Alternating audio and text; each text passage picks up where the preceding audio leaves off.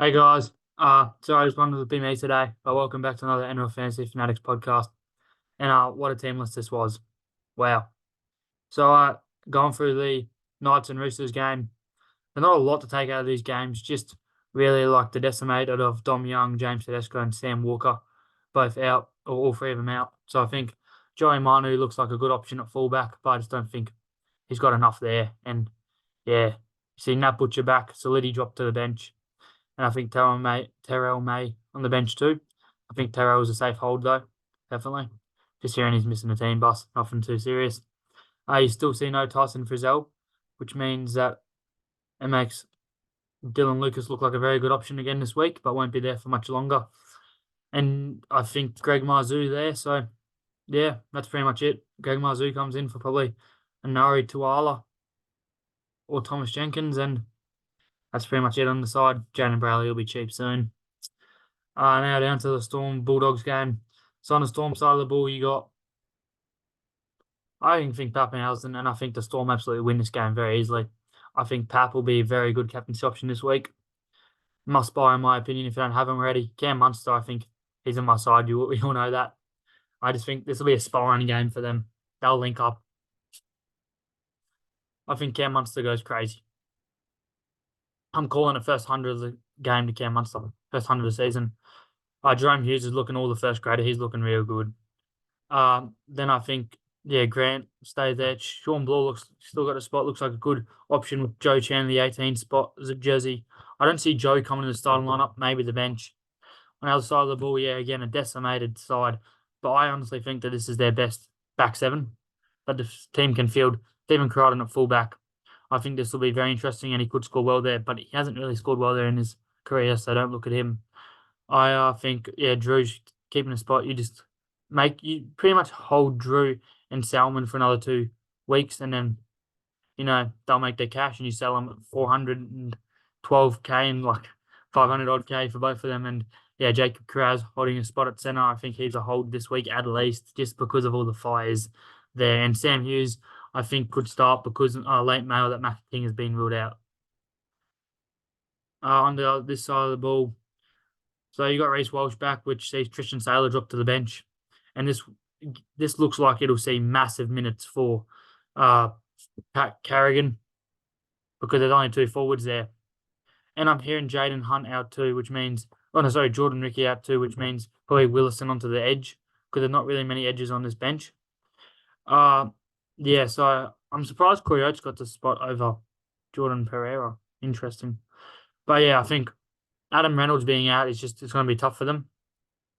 But I think, yeah, they get up here and look, like Walsh back, it helps them, but I won't be looking at him. And Carrigan, put the captaincy on him, you'll be happy with him. So you see Herbie gone with Tessie New replacing him. You see Tom Flegler named. And I just, yeah, not much here on this side. Jamie Marshall King looks like a good option playing 80 minutes. I think their bench, good to see Josh Kerr named. Anthony Milford could stint Jeremy Marshall King. Ewan Aiken kept that spot with no Connolly Lemuelu in the emergencies. So he should be good. And yeah, Hamaso looks like a somewhat good buy this season. Now out here, yeah, you got Chance Nickel Klukstad. He looks really good. You got Dallin Lieutenant Lesniak back, which will help them. Roger back to the centres. It looks good there. Sean Johnson looks like a very good option this week with one score lowest than 20, one score lowest to 26. Other than that, it's 59. Jamari Martin, he's a very good player. Looks good. Adam Fanua Blake, pick him up if you got the money. Wade Egan, one of the best hookers in the game right now. I wouldn't be looking at him. Jackson Ford looks too good, too fantasy expensive. Tohu Harris, he'll have a bounce back. Wasn't his game last week. Tom Trebojevic, he played well. Ben Trebojevic listed in the centres. I don't think that affects him too much considering he scored most of his points in the centres and he can get a few try assists, hopefully a few attacking stats. I think Daly, yeah, have a look at him. He looked good. Again, that 86. Hamali Kawatu looks good. Yeah, I'd look at him. He'd be one of the best edges this week or this year. I think Corey Waddell won't hold that spot. I just think it's because Garrick, out for the 1 week and Burbo should come back there. But if Corey does do well, maybe we'll lose him Burbo on this other ball. And wow, the Eels team list, they never managed to disappoint. And you see Blaze Talangi in the emergencies. And what goes on there is Blaze a hold, I think. So I don't see JJ Nassi and Morgan Harper being the full-time centers and six for them with Moses being at least out for another 6 weeks. I think, yeah, Clint Gufferson will still be well. Bailey Simonson's not a winger for them.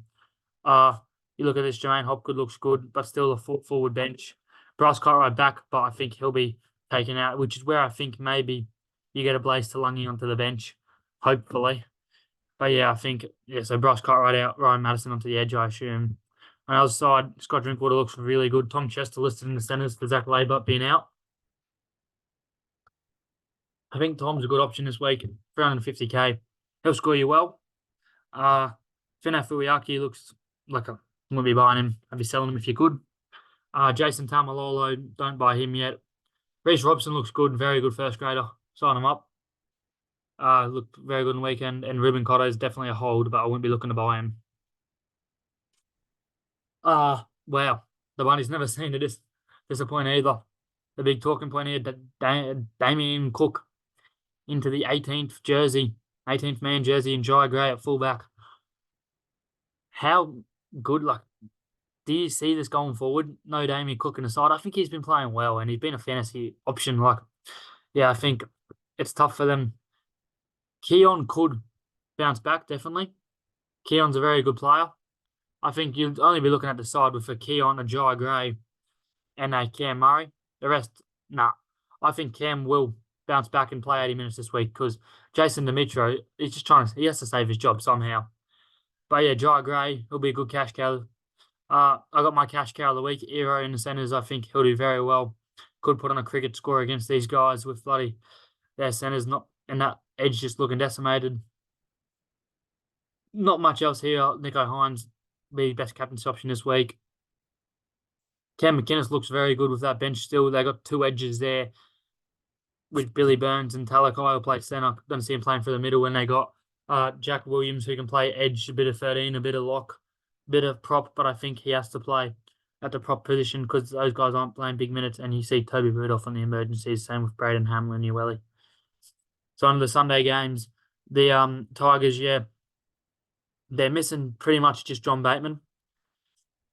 Don't think that's... Yeah, he hasn't been playing the best this year. He'll be 600k soon. Still no Lachlan Galvin for them with the 1 week suspension, which hurts them. I think Safe-Off is scoring well. And if you have him, you hold him definitely this week. Stefano is doing unreal, especially with this bench. You see Stimkin there and Asuka Poa, who is known as an edge. So one of these guys will have to play massive minutes, which let's hope it's Stefano. I see... Yeah, that's pretty much it on that side. I see Sloan still at fullback. I think that's good. I think Jaden Sewer's still there. That's good. Yeah, unchanged lineup for them, I think. Yep.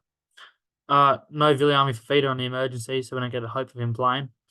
Jack DeBellin on the bench. I don't rate that. Just start him, but I think they'll do Jaime Sella and Blake Laurie for Jaime Sella and Francis Molo will play the first 30 and then they'll come on and play the rest.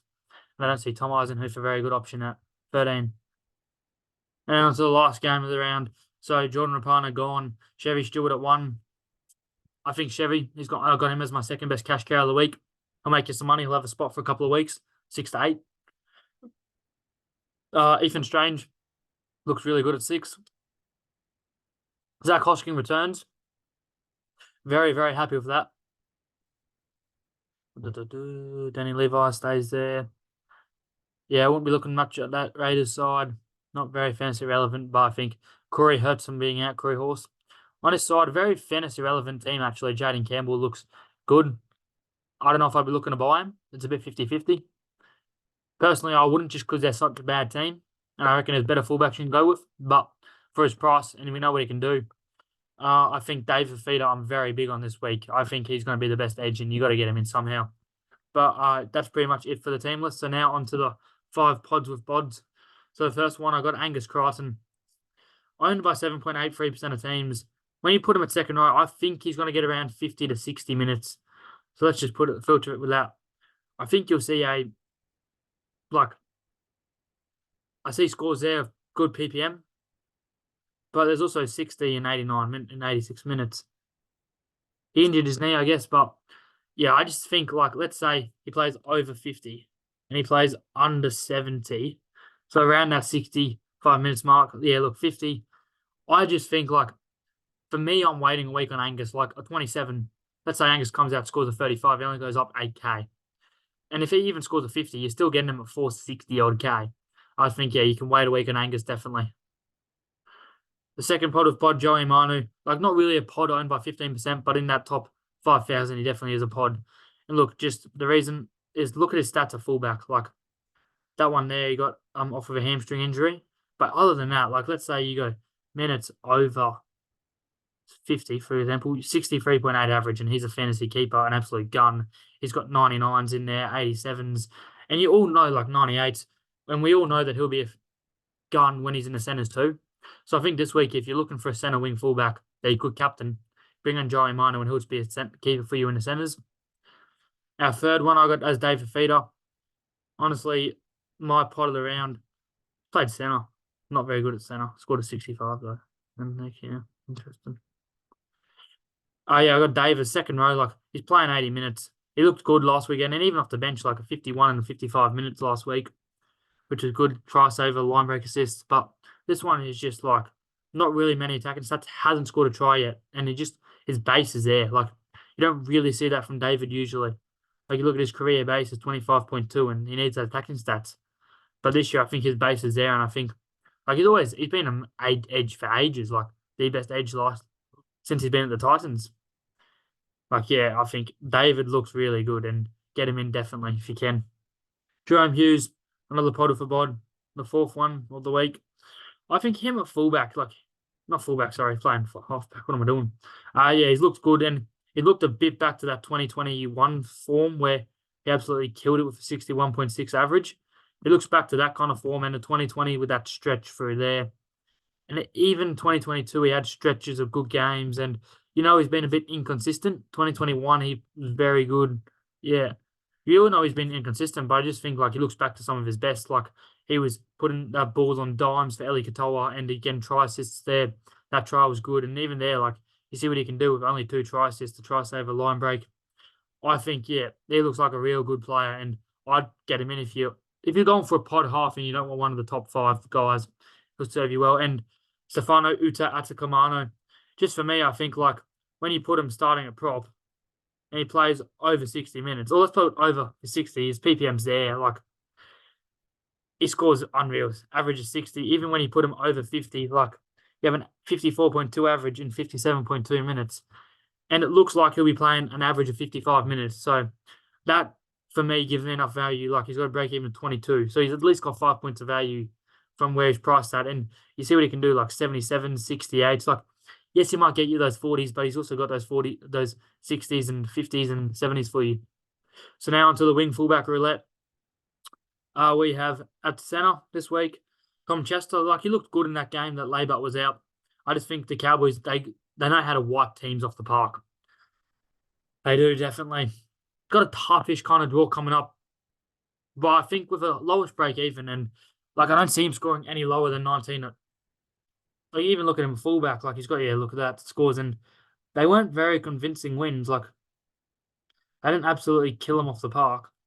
And center, like they won that game pretty comfortably, but I just think, yeah, no real attacking stats there. Pretty much his base is higher. So yeah, I think Tom, he'll make you some money, but I got him as my third cash cow for the week. Now the other cash cow, as my second cash cow of the week, Chevy Stewart, no data, making his debut. I think Chevy, how long do they have the spot for? Like, we all know he's a good player. We can all know that, but it doesn't look big enough in the trials. We saw him get botched. I'd give him a week because I don't see him scoring any more than 30. And if he does, you're picking him up at 270 and still, like, if you can't afford him for 270, you probably shouldn't be getting him. So I think, yeah, give him a week, see how he looks, see how the Raiders look without Jordan, because Rapana was a big side of them. He played very well. But just the thing is that draw, like, if you want him against Gold Coast and you think they'll put a cricket score on him, go get him. Out here. So yeah, Kayla Ero. Look, looks good. Like he scored that try sets that line break. Yeah, I've got him as my cash cow of the week. Just -1 break even. Like, I think, yeah, he looks really good. And even out here, on the wing, you saw still 47 all in base, 12 tackle busts, 5 errors still too. Jeez. But yeah, I think the Shark side looks good. Ero looks like he's got a good base too, 135 of 11 means he always gets a few tackle busts like 12 and 4. So I think Ero, like, you're at least banking on for 25, 30. And look, they got a decimated Rabbit side this week. I feel them putting an absolute cricket score on. And the last cash cow, Jai Gray, no data on him making his debut. But I think, like, you know what he can do in reserve grade. He averages a 59, I think. And I think, yeah, Jai is all the first grader and he'll do well. Only thing for me is he got a bye next week. So he's only playing up to that Penrith game. So he goes, Cronulla, we know what they can do to bottom sides. You got Melbourne there lethal and you got Penrith, like, with Nathan Cleary back. I just don't see Jai with that draw being relevant. Guys, just a quick shout out. We'd like to officially announce our sponsorship with JB Sunnies, and I just used the Fantasy Fanatics Fantasy Fanatics 1 code to get discounts on the JB Sunnies, and yeah, we're proud to announce it with them. Yeah, so Jai looks good. Peter Mamazoulis, I got him as our last cash cow this week. You're looking at, I just think Peter, when he plays hooker, like, he averages the 48.5, and we all know that hooker, like, it's so hard to fill. Just makes a lot of tackles. Personally, I'd give Peter a week just to see how he is, like, because you know that Damien could be coming back any week, especially if they get a new coach. So yeah, I'd definitely give Peter a week, see how he goes this week. He's got the bye. The break even of 30, let's say he only gets to 20. He only gets 40 minutes, 50 minutes, and he doesn't really score you too much. So yeah, I think for me, is a definite wait and see this week. Cameron McInnes, I got this guy as I'm buying your side. Look, lock. I think he looks good at lock. Like, he should play over 60 minutes. I just think at 60 minutes, he's got 67.6. It's pretty self-explanatory. 39 break even, but I think it's a short-term move because you know what happens when Dale was there and that. So yeah, definitely a short-term move for Cameron McInnes, but should grab you a fair few price rise and a bit of cash. Isaiah, I got him as a definite hold. I know that Isaiah's out this week with a bye, but we all know what he can do. Just look at those scores, like, so consistent. Lowest score last year, I think, was a 40. And literally every other score was over 60. And a 40 was after a massive Origin series.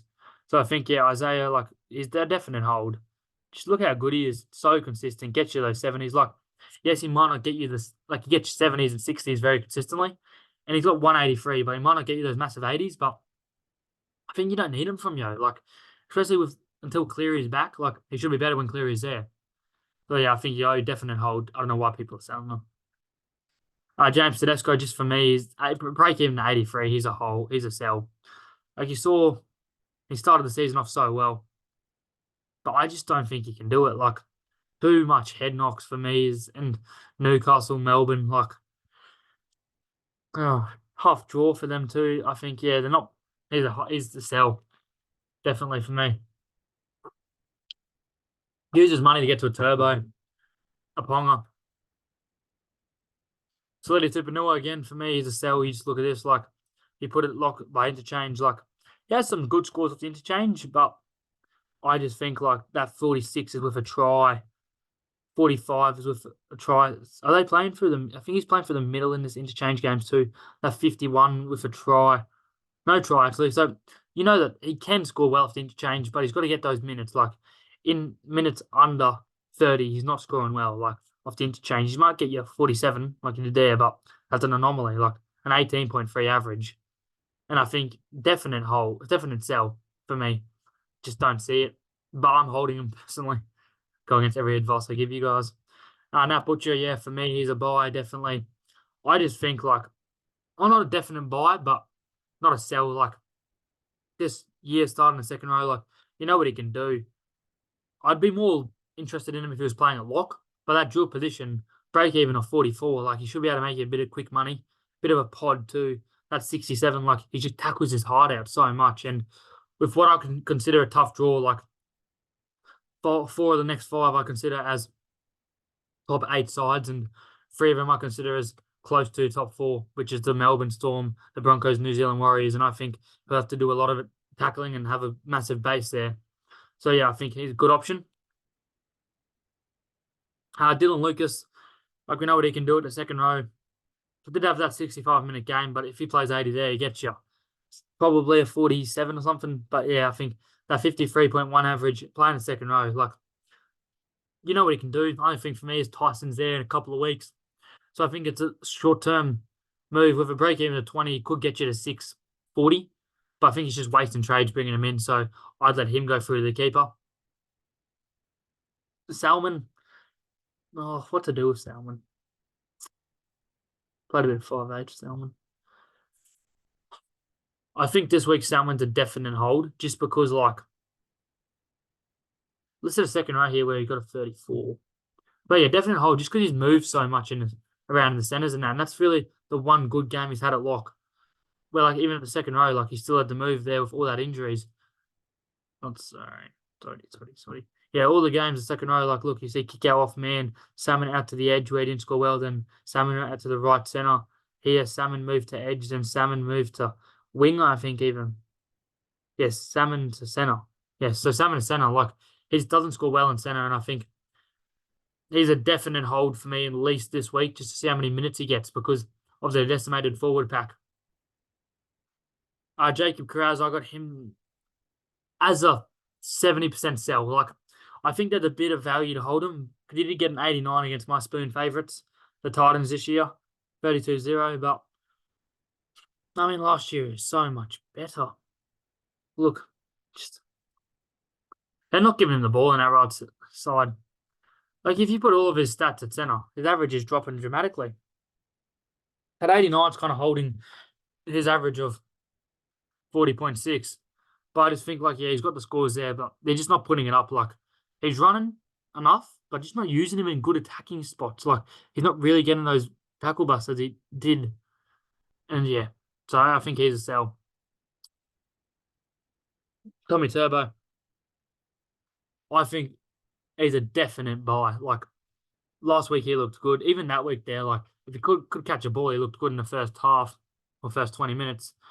And he could have easily got an 80 in a couple of these games, 70 in a couple of these games. Like, with that draw coming up too, Gold Coast and Para, they're decimated. So I think, yeah, you want Turbo for those games. I feel like he'll get a lot good base because they've been whacked and had a few close games and Turbo's been doing well.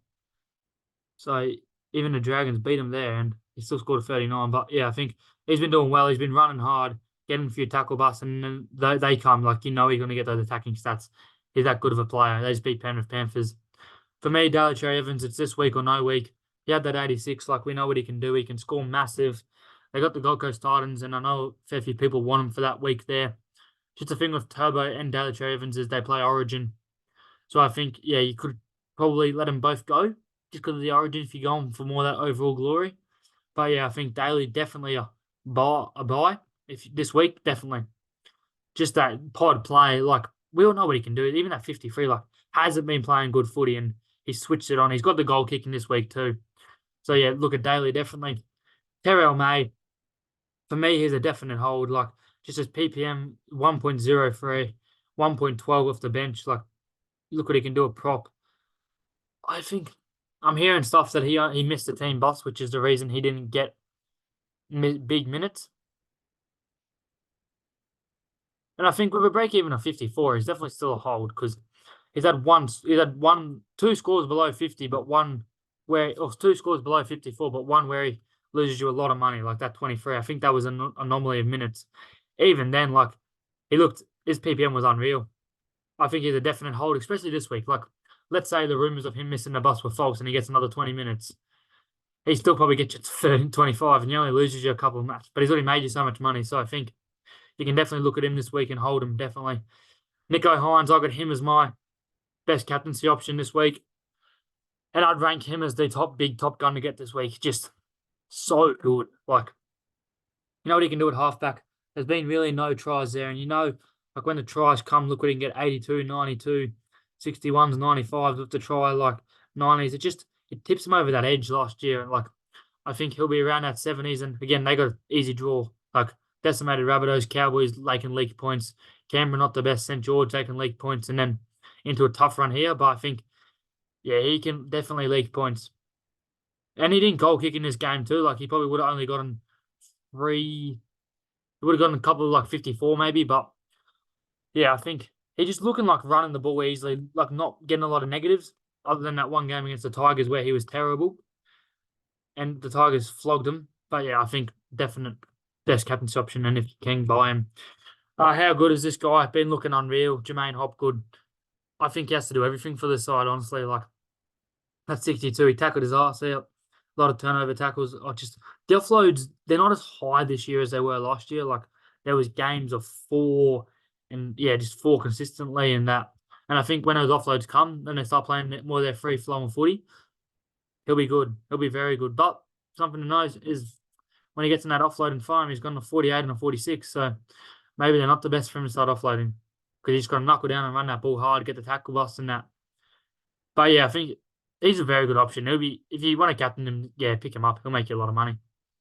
Well, not a lot of money because he's already 850, but 814 for Sean Johnson. Like he's been good for this season again. You saw what he did last season for all the fantasy players out there from last season.